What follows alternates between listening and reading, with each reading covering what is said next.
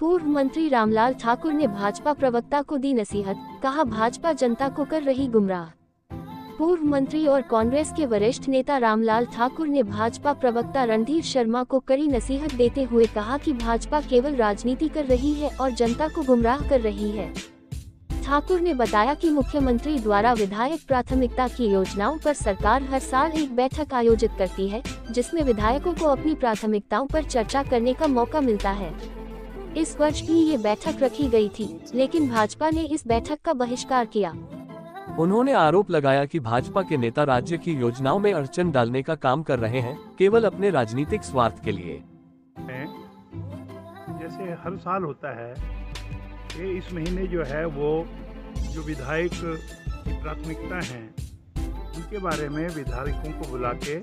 मुख्यमंत्री जी प्लानिंग की मीटिंग में जो है वो उनकी प्राथमिकताओं को और अलग से मैं कहूँगा विधायक प्राथमिकता की जो स्कीमें हैं उनके ऊपर चर्चा करने का समय देते हैं। इस बार भी समय दिया, लेकिन दुर्भाग्य की बात यह है कि भारतीय जनता पार्टी जो अपने को बड़ा संगठन मानते हैं, बड़ी पार्टी मानते हैं, जिन्होंने हिमाचल प्रदेश में जो है वो काम किया है, 3 मुख्यमंत्री इनके यहाँ से रहे हैं, लेकिन मैं ये कहना चाहूँगा कि आज की तारीख में भारतीय जनता पार्टी ने फैसला किया कि इस मीटिंग को जो है उसका वो बहिष्कार करेंगे और ये कह के करेंगे। और उसके ऊपर जो है जो प्रवक्ता है रणधीर शर्मा जी MLA नैना देवी कॉन्स्टिट्यूंसी से, उन्होंने शिमला में प्रेस कॉन्फ्रेंस करी और ये कहा कि विधायक प्राथमिकता की स्कीमें जो हमने दे रखी है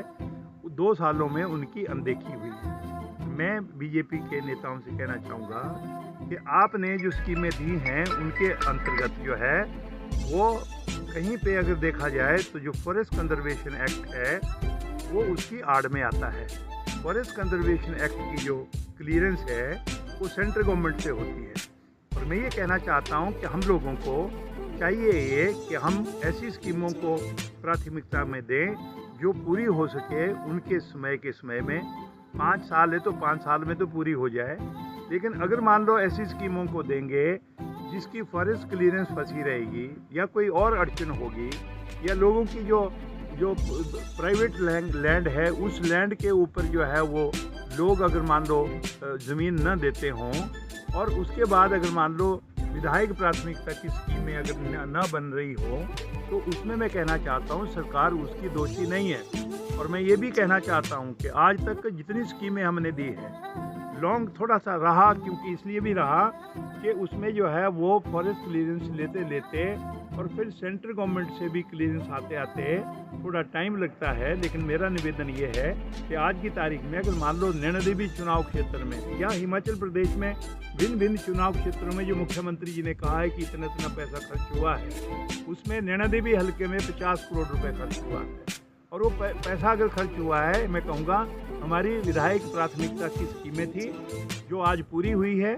कांग्रेस के समय में पूरी हुई है, बीजेपी के समय में वो पूरी नहीं हो पाई थी क्योंकि वो फॉरेस्ट कंजर्वेशन एक्ट आड़ में आता था। इसलिए मैं कहना चाहता हूँ कि इस प्रकार की जो छोटी छोटी बातें हैं उनको प्रजातांत्रिक जो प्रदेश के अंदर अगर आप इनको उल्टे ढंग से अगर उठाएंगे और केवल मात्र जो है वो विरोध करने के लिए करेंगे, तो मैं ये कहना चाहता हूँ प्रवक्ता साहब से भी और हिमाचल प्रदेश में भारतीय जनता पार्टी के जो लीडर ऑफ अपोजिशन है या पार्टी के जो अध्यक्ष हैं कि इस प्रकार की घटिया बयानबाजी जो है न की जाए। और मैं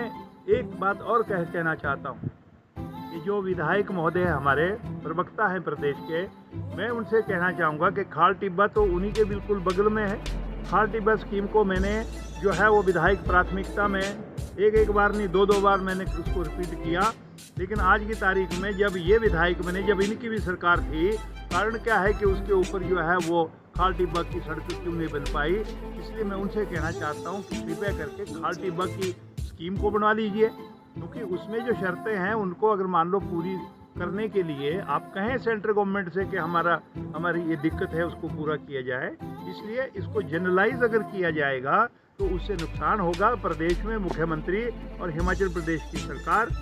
ईमानदारी से मैं कहना चाहता हूं कि पूरे प्रदेश का जो है वो चौमुखी विकास करने के लिए लगी हैं और इसलिए जो है वो आज की तारीख में भारतीय जनता पार्टी को तकलीफ हो रही है। और मेरा निवेदन ये है भारतीय जनता पार्टी के अध्यक्ष से भी, भारतीय जनता पार्टी के जो बाकी नेता हैं वो भी, और मैं नड्डा जी से भी निवेदन करना चाहता हूं कि आप कृपया करके इनको समझाएं। आपको तो तौर तरीके का मालूम है, आप सेंट्रल गवर्नमेंट में बैठे हैं, इसलिए मैं कहना चाहता हूं कि आप इनको समझाएं कि इस प्रकार की घटिया राजनीति करने से बाज आएं और प्रदेश जो आगे बढ़ रहा है उसमें अपने जो कदम है वो भी साथ में मिलाएं और हिमाचल प्रदेश को आगे बढ़ाने के लिए सारे लोग जो है वो इकट्ठे होकर आगे चलें। हिमाचल प्रदेश में अभी पीछे नुकसान हुआ, लेकिन कितनी मदद मिली सेंट्रल गवर्नमेंट से, जो हमारा देय धन है वो भी हमारे को नहीं मिल रहा है। इससे लगता है कि भारतीय जनता पार्टी केवल राजनीति के अलावा और कुछ नहीं कर रही है। लोगों के मैं कहना चाहता हूं कि भलाई के बारे में इनका